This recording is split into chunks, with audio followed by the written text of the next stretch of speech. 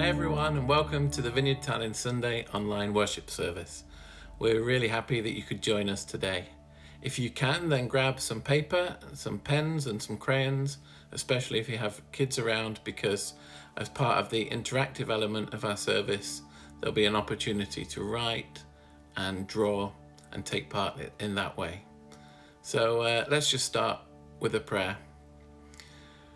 We thank you so much, God, that we can meet like this. We thank you that we can, in our various rooms, in our various places around Tallinn and around the world, that we can join together in this service. We thank you so much, Father, for sending your Son, Jesus. And we thank you so much for sending the Holy Spirit, who is present with us now and in us now. We give this time to you. In Jesus' name, amen. Okay. Before we start, let's get warmed up. One of the things Jesus spoke about a lot while he was on earth was the kingdom of God. And to me, that is often really hard to understand because it's so upside down from what we usually do and what we usually think.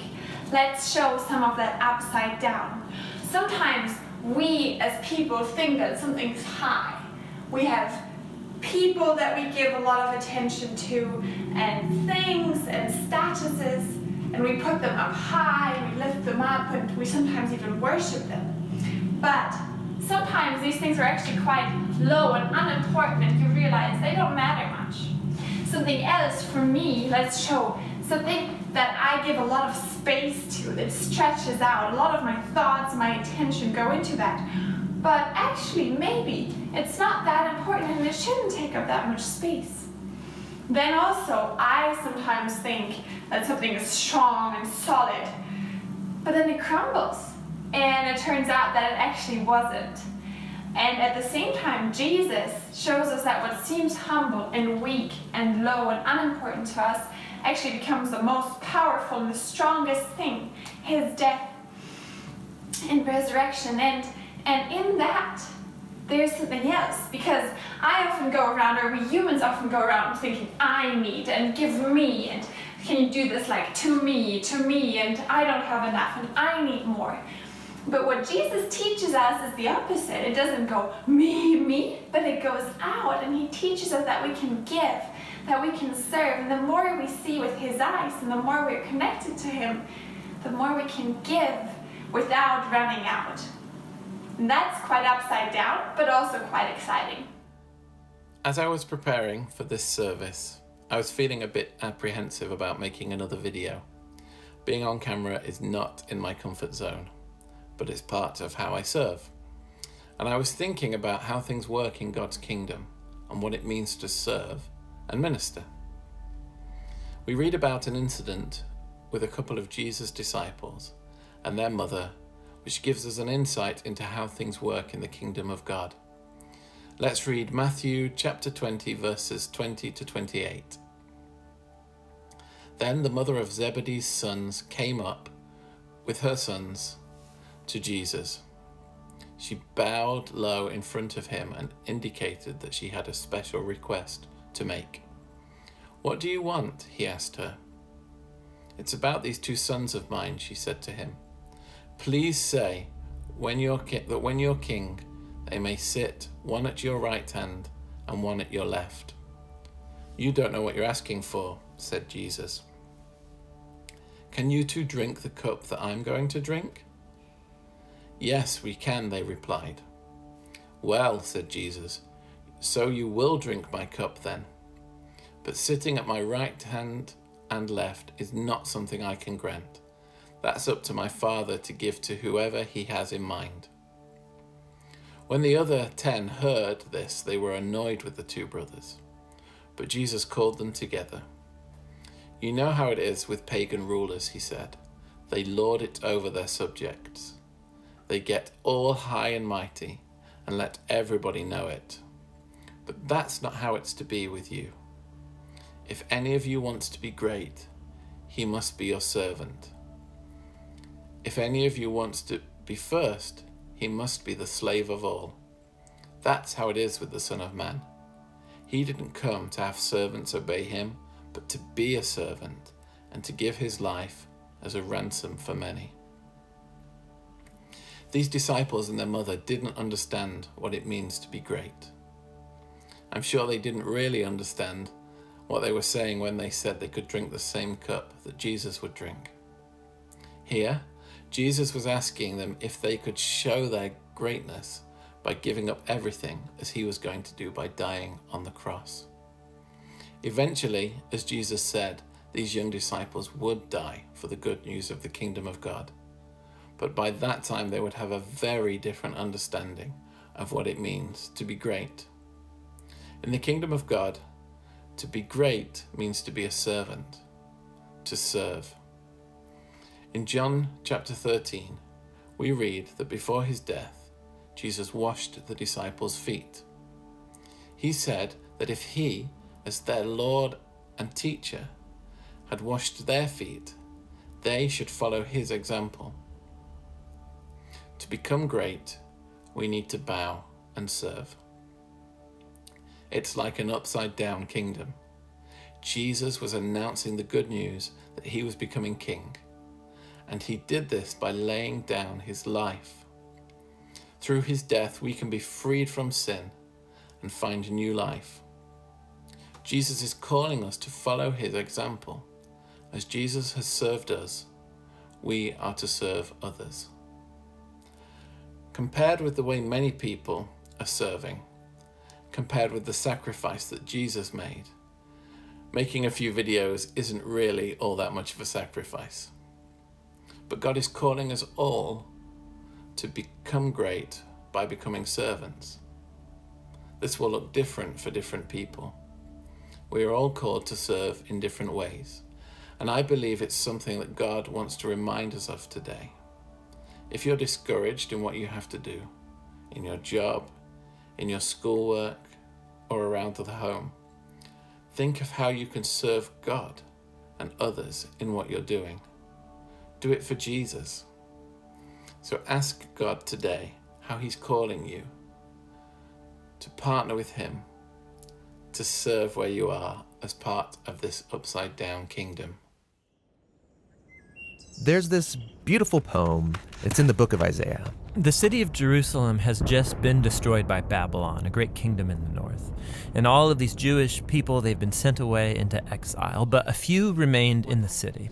And they're left wondering, what just happened? Has our God abandoned us? Right, because Jerusalem was supposed to be the city where God would reign over the world to bring peace and blessing to everyone. Now, Isaiah had been saying that Jerusalem's destruction was a mess of Israel's own making. They had turned away from their God, become corrupt, and so their city and their temple were destroyed. Yeah, everything seems lost. But the poem goes on. There's a watchman on the city walls, and far out on the hills we see a messenger, and he's running towards the city. He's running and he's shouting, "Good news!"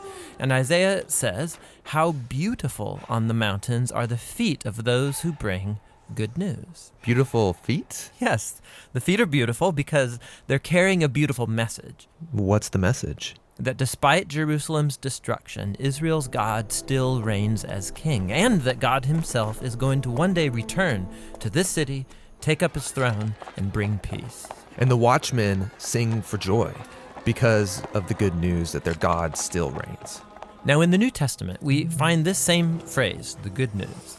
It's the Greek word euangelion, and it's also sometimes translated with the word gospel. Yeah, so when Christians say, "Do you believe the gospel?" they mean, do you believe the news? But not just any news. In the Bible, this phrase is always about the announcement of the reign of a new king. And in the New Testament, the Gospels use this phrase to summarize all of Jesus' teachings. They say that he went about proclaiming the good news of God's kingdom. So Jesus saw himself as the messenger, bringing the news that God reigns. Yes, but the way that he described God's reign, it surprised everybody. I mean, think, a powerful, successful kingdom. It needs to be strong, able to impose its will, able to defeat its enemies. But Jesus said the greatest person in God's kingdom was the weakest, the one who loves and who serves the poor. And he said that you live under God's reign when you respond to evil by loving your enemies and forgiving them and seeking peace. This is an upside-down kingdom. Now, Jesus also said that this kingdom was arriving with him. Yeah, so for example, there's this really interesting story where there's a high-ranking Roman officer, and he comes to Jesus begging him to heal his servant. And he even calls Jesus his Lord, acknowledging that Jesus is his authority.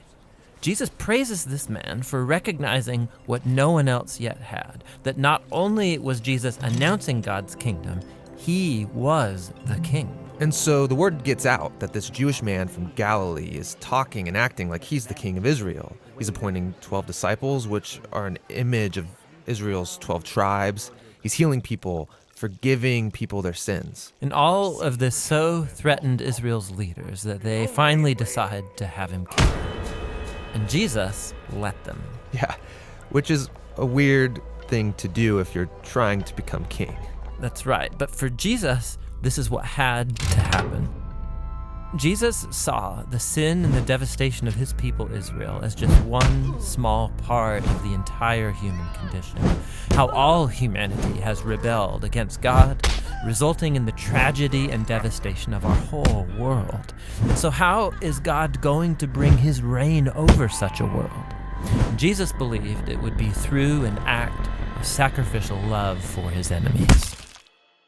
This is why in the Gospels, Jesus' crucifixion is depicted as his enthronement as the King of the Jews. Yeah, he receives a crown. He also receives a robe. He's exalted up, not onto a throne, but onto the cross. How beautiful are the feet that bring good news. And the good news now is that Jesus has defeated death and that he reigns as king, that he's dealt with our sin and corruption himself, and that he's conquered it with his life and with his love. And then Jesus sends his followers to go out and keep announcing this good news of the upside-down kingdom. And to invite everyone to give their allegiance to him, the king who defeated death with his love.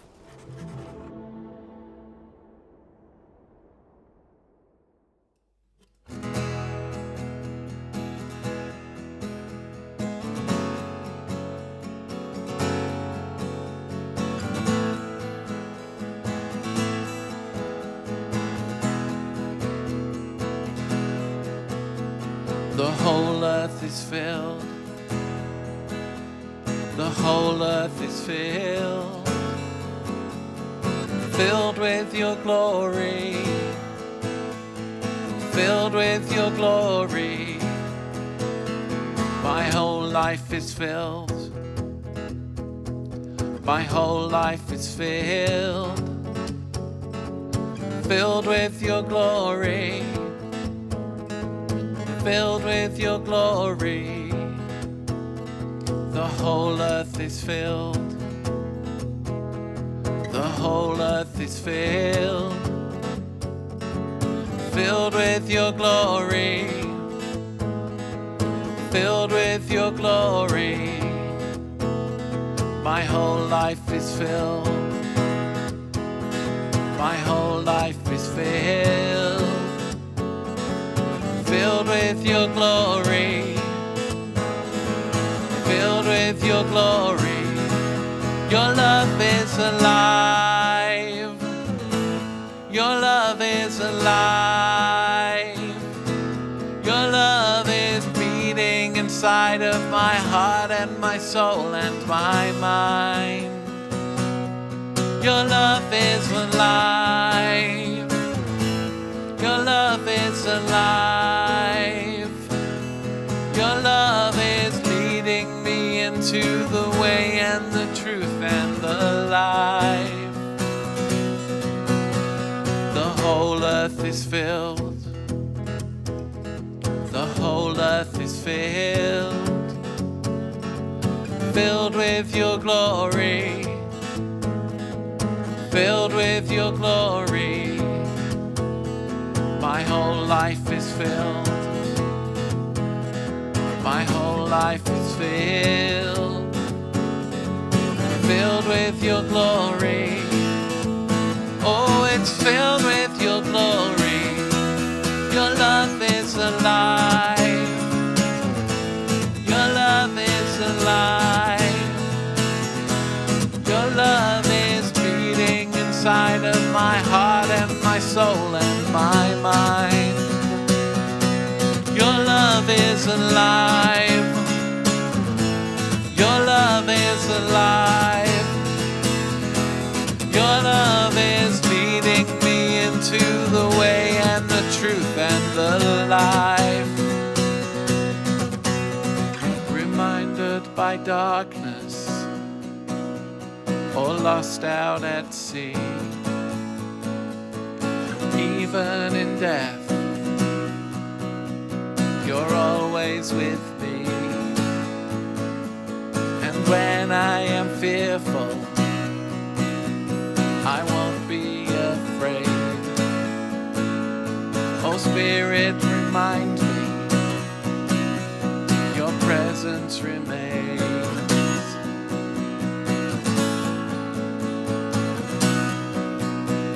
The whole earth is filled. The whole earth is filled. Filled with your glory.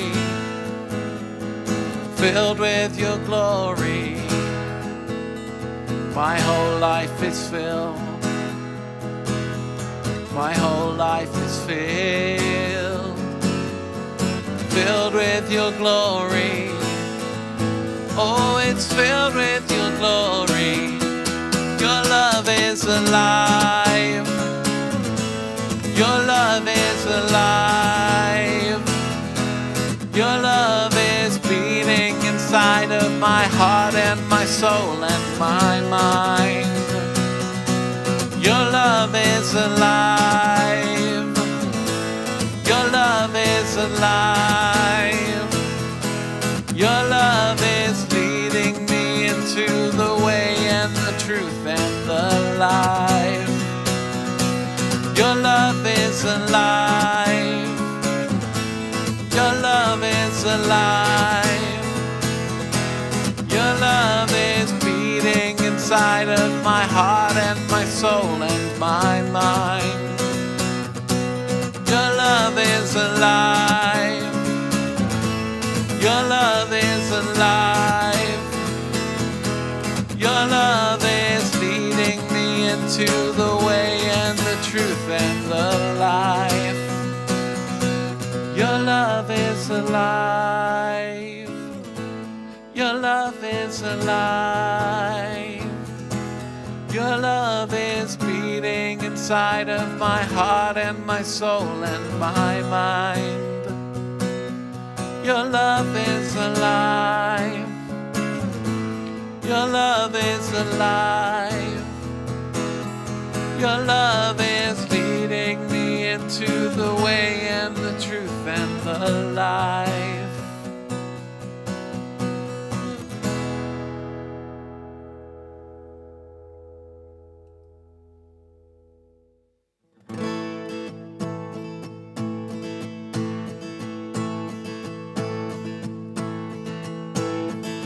Kes külma, et üks kuningas mind tervitaks.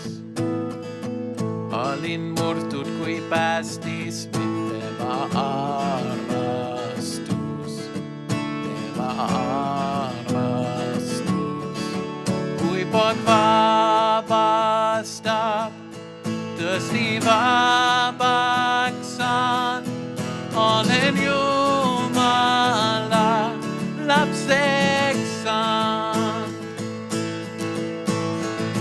Vabadus, mille maksis ta, on suur seejärg.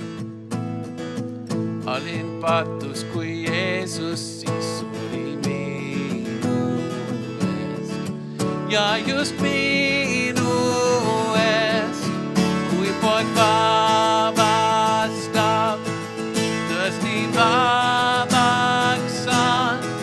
Olen Jumala lapseks saan. Isa majas seal on üks koht mu jaoks. Olen Jumala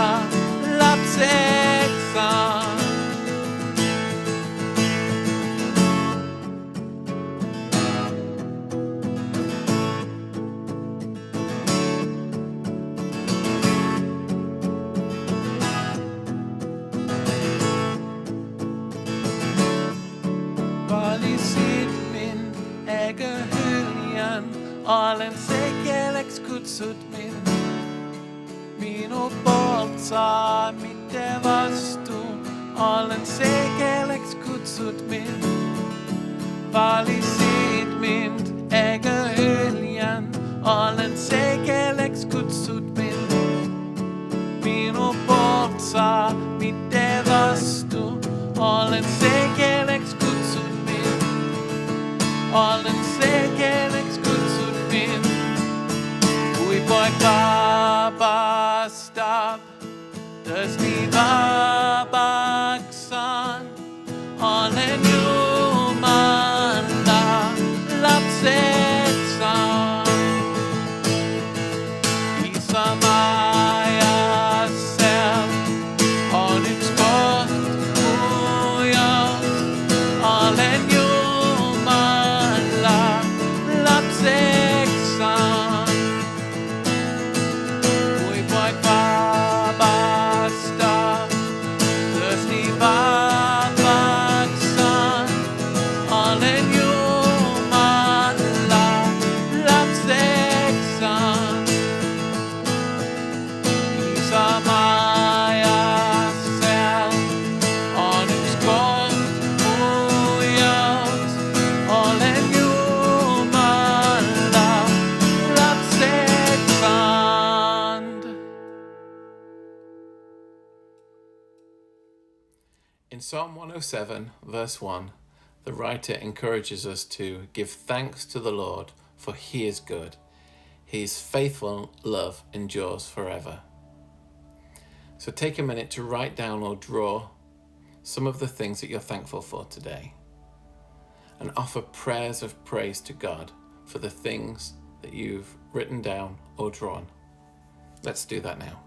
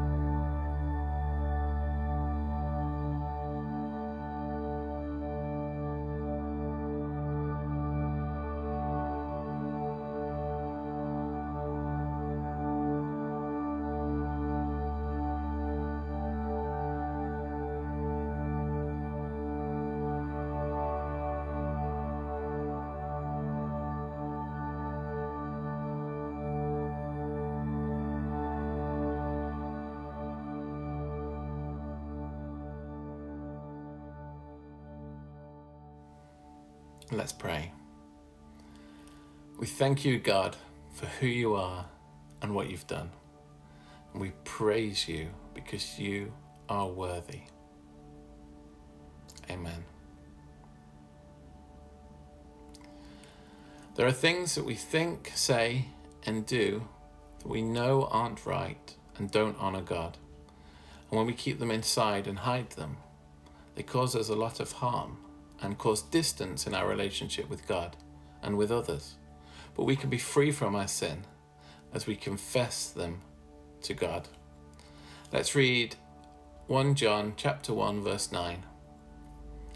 But if we confess our sins to him, he is faithful and just to forgive us our sins and to cleanse us from all wickedness.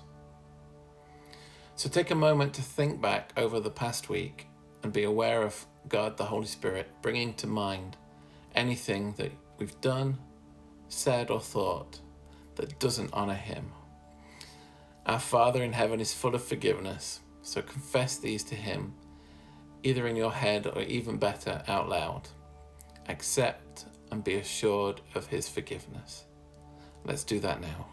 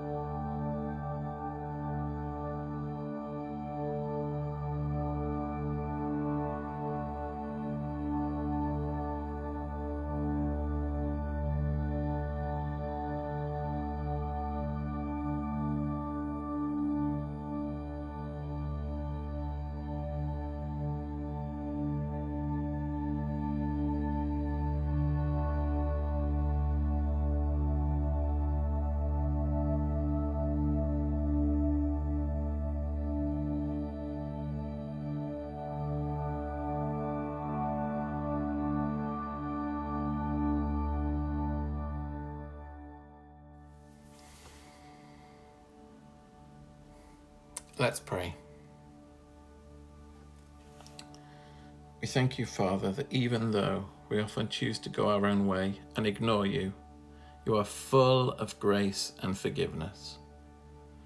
We can come to you in our weakness, in full confidence. Thank you, Father, for sending the gift of your Son, Jesus, who defeated sin on the cross and freed us from its grip, and who rose to life again. And we thank you that we are set free to join him in his death and resurrection to new life. Amen.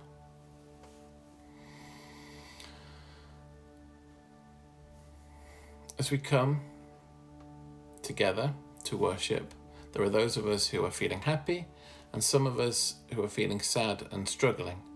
And some of us may even be feeling a mixture of these things.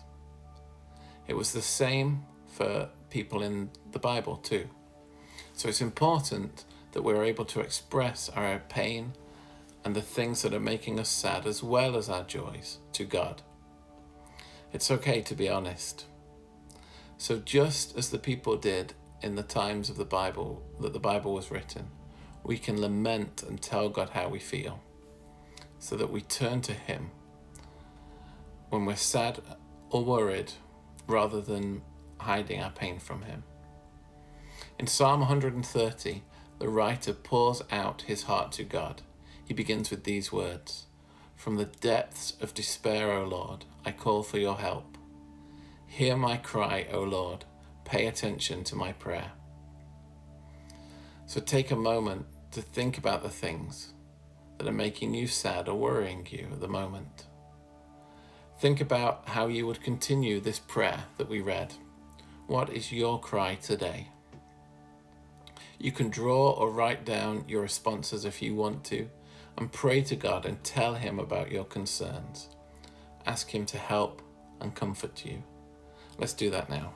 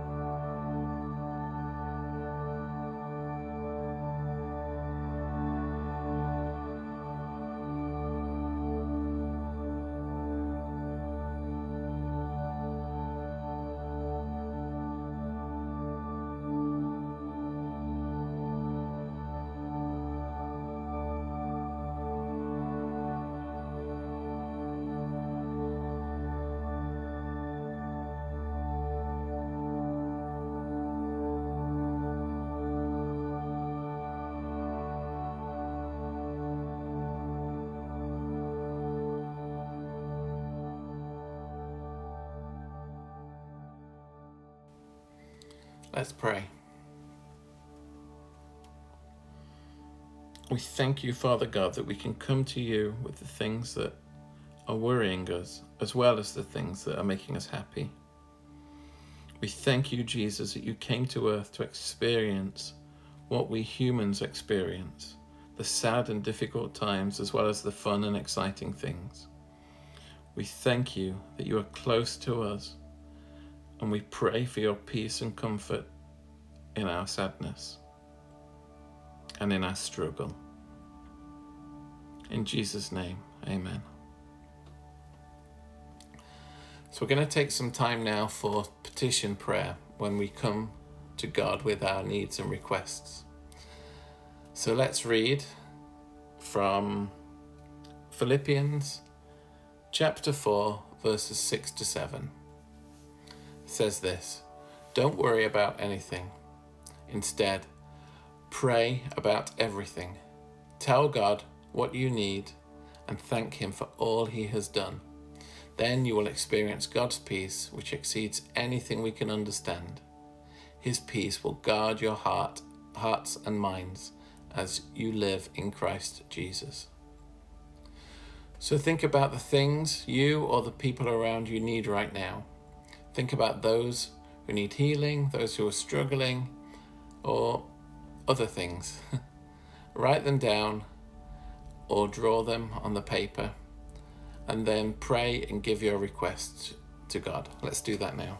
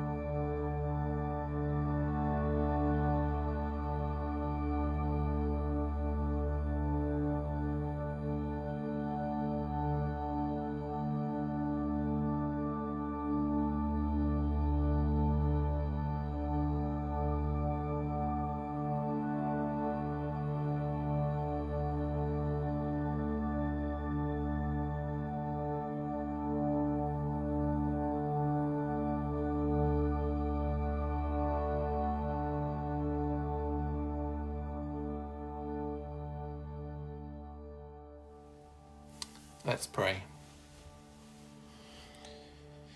Thank you, Lord, that you know what we need, even before we ask for it. Thank you that you see our needs and respond. Thank you that we can ask you to help us and to help others too. Amen. So if it's possible for you, then take a moment to be quiet in God's presence. I realize that it might not be possible for you at the moment if you've got kids around and if it's noisy where you are, but maybe you can even encourage them to do that too. Perhaps that's wishful thinking, but if you can't do that right now, then you can take another time to do this. But otherwise, let's just be still before God. And then after a few moments of stillness, you can write down or draw any thoughts that come to mind or things that you think God might be saying to you. So let's do that now.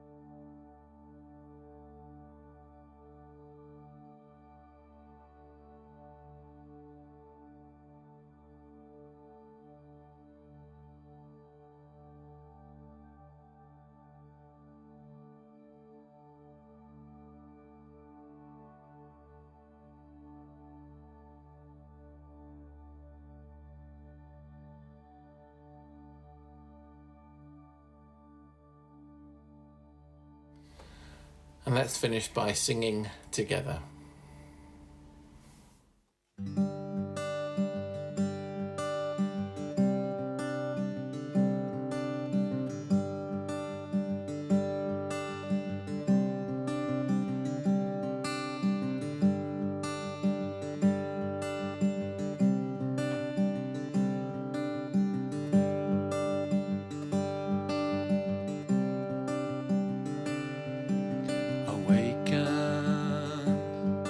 My soul, come awake.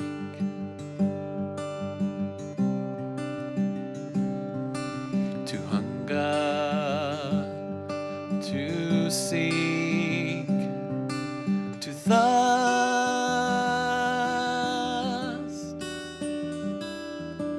Awaken,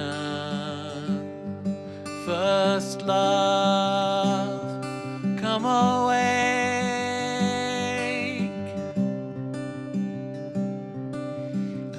As you did at first.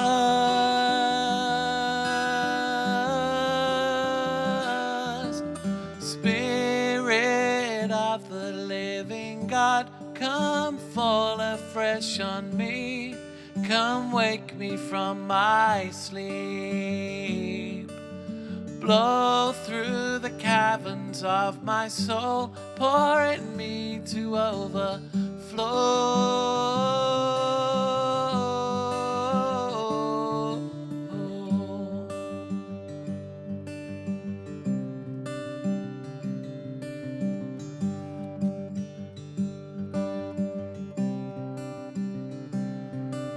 Awaken my soul.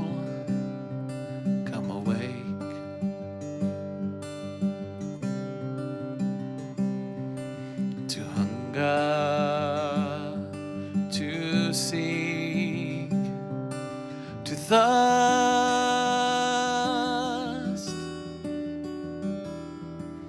Awaken, first love, come awake.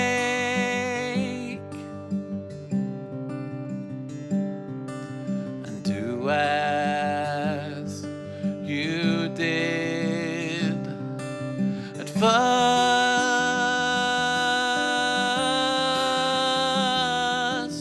Spirit of the living God, come fall afresh on me.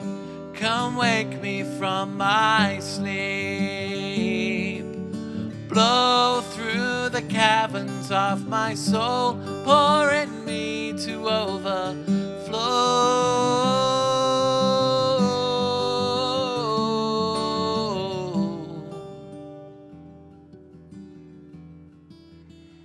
To overflow.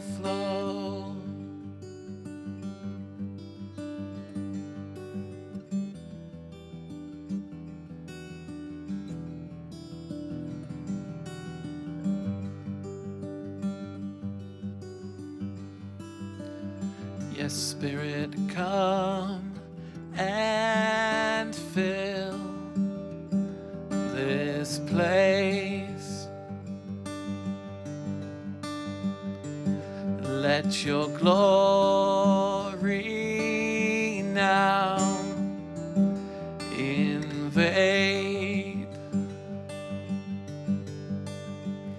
Yes, Spirit, come and fill this place. Let your glory now invade. Yes, Spirit, come and fill this place. Let your glory now invade. Yes, Spirit, come and fill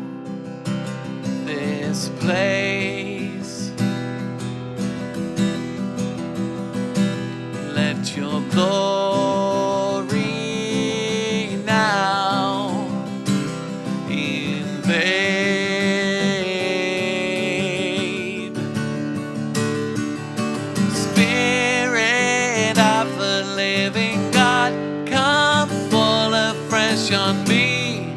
Come wake me from my sleep. Blow through the caverns of my soul, pour in me to overflow.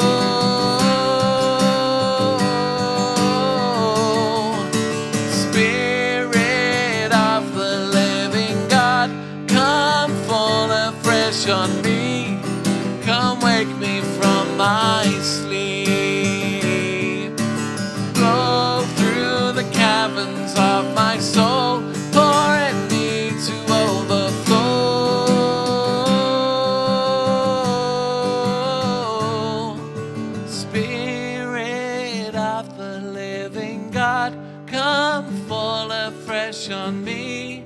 Come wake me from my sleep. Blow through the caverns of my soul, pour in me to overflow.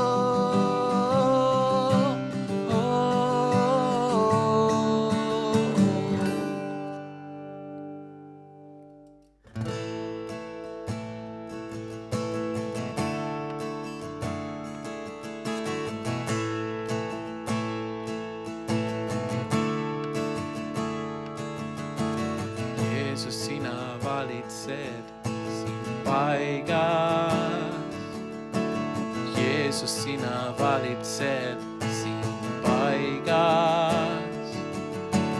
Vaenlasel ei ole meelevaldne, ükski relv ei saa tal võitu anda.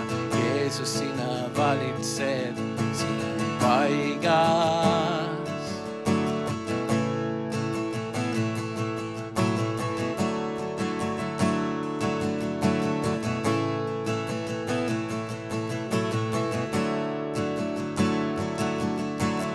Jeesus, sina valitsed siin paigas. Jeesus, sina valitsed siin paigas. Vaenlasel ei ole meelevaldne, ükski relv ei saa tal võitu anda. Jeesus, sina valitsed siin paigas. Sulle kuulub meelevald taevastes ja taeva all. Sulle kuulub sinu kogudus. Sulle kuulub kiituslaul, iga põlv sul annab au. Sulle kuulub minu ülistus. Jeesus, sina valitsed siin paigas. Jeesus, sina valitsed siin paigas. Vaenlasel ei ole meelevaldne, ükski relv ei saa tal võitu anda. Jeesus, sina valitsed siin paigas.